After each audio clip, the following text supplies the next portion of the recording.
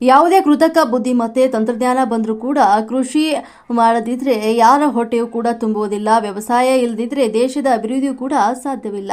ಸರ್ಕಾರಗಳು ಟೌನ್ಶಿಪ್ ನಂತಹ ಯೋಜನೆಗಳನ್ನು ರೂಪಿಸುವಾಗ ಕೃಷಿ ಭೂಮಿ ರೈತರ ಮೇಲಾಗುವ ದುಷ್ಪರಿಣಾಮವನ್ನು ಮೊದಲು ಅರ್ಥ ಮಾಡಿಕೊಳ್ಳಬೇಕು ಅಂತ ನಿವೃತ್ತ ಲೋಕಾಯುಕ್ತ ನ್ಯಾಯಮೂರ್ತಿ ಎನ್ ಸಂತೋಷ್ ಹೆಗ್ಡೆ ಅಭಿಪ್ರಾಯನ ವ್ಯಕ್ತಪಡಿಸಿದ್ದಾರೆ. ಒಂದು ಬಿಡದಿ ಟೌನ್ಶಿಪ್ ಯೋಜನೆ ವಿರೋಧಿಸಿ ಬೈರಮಂಗಲ ವೃತ್ತದಲ್ಲಿ ರೈತರು ನಡೆಸ್ತಾ ಇರುವಂತಹ ಅಹೋರಾತ್ರಿ ಧರಣಿಯಲ್ಲಿ ಗುರುವಾರ ಪಾಲ್ಗೊಂಡು ಮಾತನಾಡಿದ ಅವರು, ಸ್ಥಳದಲ್ಲೇ ಒಂದು ಮುಖ್ಯಮಂತ್ರಿ ಡಿ.ಕೆ. ಶಿವಕುಮಾರ್ ಅವರಿಗೆ ಪತ್ರ ಬರೆದು ಯೋಜನೆ ತಕ್ಷಣವೇ ಕೈಬಿಡುವಂತೆ ಒತ್ತಾಯಿಸಿದ್ದಾರೆ. ಅಭಿವೃದ್ಧಿ ಹೆಸರಿನಲ್ಲಿ ಫಲವತ್ತಾದಂತಹ ಕೃಷಿ ಭೂಮಿಯನ್ನ ಬಲವಂತವಾಗಿ ಸ್ವಾಧೀನ ಮಾಡಿಕೊಳ್ಳಬೇಡಿ, ರೈತರ ಹಕ್ಕುಗಳಿಗೆ ಧಕ್ಕೆ ತರಬೇಡಿ. ಕೃಷಿ ಭೂಮಿ ಅನೇಕ ಕುಟುಂಬಗಳ ಜೀವನೋಪಾಯದ ಮೂಲವಾಗಿದ್ದು ರಾಜ್ಯದ ಅಭಿವೃದ್ಧಿ ಮುಖ್ಯವಾದರೂ ಕೂಡ ಅದು ಸಂವಿಧಾನದ ಮೌಲ್ಯ, ನಾಗರಿಕರ ಹಕ್ಕುಗಳಿಗೆ ಧಕ್ಕೆಯಾಗದ ರೀತಿಯಲ್ಲಿ ನಡೆಯಬೇಕು. ರೈತರೊಂದಿಗೆ ಒಂದು ಮುಕ್ತ ಸಂವಾದ ನಡೆಸಿ ಕಾನೂನುಬದ್ಧ ಪ್ರಕ್ರಿಯೆ ಪಾಲಿಸಬೇಕು ಅಂತ ಪತ್ರದಲ್ಲಿ ಉಲ್ಲೇಖಿಸಿದ್ದೇನೆ ಅಂತ ಹೇಳಿದ್ದಾರೆ. ಭೂಮಿ ಉಳಿಸಿಕೊಳ್ಳುವ ಅನ್ನದಾತರು ರಸ್ತೆಯಲ್ಲಿ ಕುಳಿತು ಪ್ರತಿಭಟನೆ ಮಾಡ್ತಾ ಇರುವುದು ನೋವು ತಂದಿದೆ. ಈ ಹೋರಾಟದೊಂದಿಗೆ ಕೈ ಜೋಡಿಸ್ತೇನೆ ಅಂತ ಹೇಳಿದ್ರು.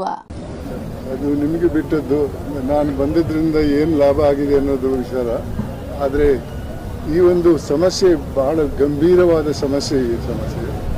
ಈ ಸಮಸ್ಯೆಯಲ್ಲಿ ನಾವು ಸಾರ್ವಜನಿಕರು ಎಲ್ಲರೂ ಇದಕ್ಕೆ ನಾವು ಸಪೋರ್ಟ್ ಮಾಡದೇ ಇದ್ರೆ ನಮಗೆ ನಾವೇ ಹಾನಿ ಮಾಡಿದಂಗೆ ಆಗ್ತದೆ. ಇವತ್ತಿನ ಈ ಒಂದು ಹೋರಾಟ ಬರೀ ರೈತರ ಹೋರಾಟ ಅಲ್ಲ, ರೈತರ ಕೆಲಸದಿಂದ ನಮಗೆ ಆಗುವಂಥ ಲಾಭ ಪಡೆಯುವಂಥ ಜನರ ಹೋರಾಟ ಇದು. ಅಂದರೆ ಸಂಪೂರ್ಣ ಸಮಾಜದ ಹೋರಾಟ. ಇದರಿಂದ ರೈತರಿಗೆ ಏನಾದರೂ ಕಷ್ಟ ಆದರೆ ಅದು ಖಂಡಿತ ಅದರ ಪ್ರತಿಫಲ ಖಂಡಿತವಾಗಿ ಇತರ ಜನರ ಮೇಲೆ ಕೂಡ ಬರ್ತದೆ ಸಮಯ ಹೋದಂಗೆ. ಆದ್ದರಿಂದ ಈ ಒಂದು ಸಮಸ್ಯೆಯನ್ನು ಅಧಿಕಾರದಲ್ಲಿರುವವರು ಬಹಳ ಗಂಭೀರವಾಗಿ ತಗೊಳ್ಬೋದು. ಇದೇ ರೀತಿ ಸರ್ಕಾರ ರೈತರ ಜಮೀನನ್ನು ಇತರ ಕೆಲಸಕ್ಕೆ ಮಾಡಿ ಫೋರ್ಸ್ ಮಾಡಿ ಅವರಿಂದ ತಗೊಂಡ್ರೆ ಮುಂದೆ ಅನ್ನ ಬರಕೆ ಸಾಧ್ಯವಿಲ್ಲ. ವ್ಯವಸಾಯ ಅನ್ನುವ ಒಂದು ವೃತ್ತಿನೇ ಮುಂದಕ್ಕೆ ಮುಗಿದು ಹೋಗಬಹುದು ಅಂತ ಸಂದರ್ಭಗಳು ಇವೆ. ಅದನ್ನು ಅರ್ಥ ಮಾಡ್ಕೊಳ್ಬೇಕು. ಇಲ್ಲ ಇವತ್ತಿನ ಒಂದು ಜಮೀನು ತೆಗೆದ್ರಿಂದ ಮುಂದೆ ಏನಾಗಲ್ಲ ಅಂತ ಹೇಳಕ್ಕೆ ಸಾಧ್ಯ ಇಲ್ಲ. ಇವಾಗಲೇ ಬೇರೆ ಬೇರೆ ಪ್ರೋಗ್ರಾಮ್ಗಳು ಬರ್ತಾ ಇವೆ, ಟೌನ್ಶಿಪ್ ಮಾಡ್ತಾ ಇದ್ದಾರೆ ಅಂತ ಹೇಳ್ತಾ ಇದ್ದಾರೆ.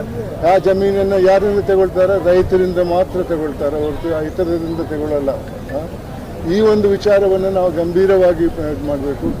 ಇವತ್ತು ಸರ್ಕಾರ ಖರೀದಿ ಮಾಡಿದಂಥ ಜಮೀನನ್ನು ಲೆಕ್ಕ ಹಾಕಿ ಅದೇ ರೀತಿ ಇತರ ಕಡೆ ಕೂಡ ಆಗುವುದು. ಒಂದು ಕಡೆ ಸುರಾದ್ರೆ ಮತ್ತು ಮಿಕ್ಕಿದ ಕಡೆ ಕೂಡ ಅದೇ ಟೌನ್ ಇದೆಲ್ಲ ಮಾಡುವ ಪ್ರಯತ್ನ ನಡೀತದೆ.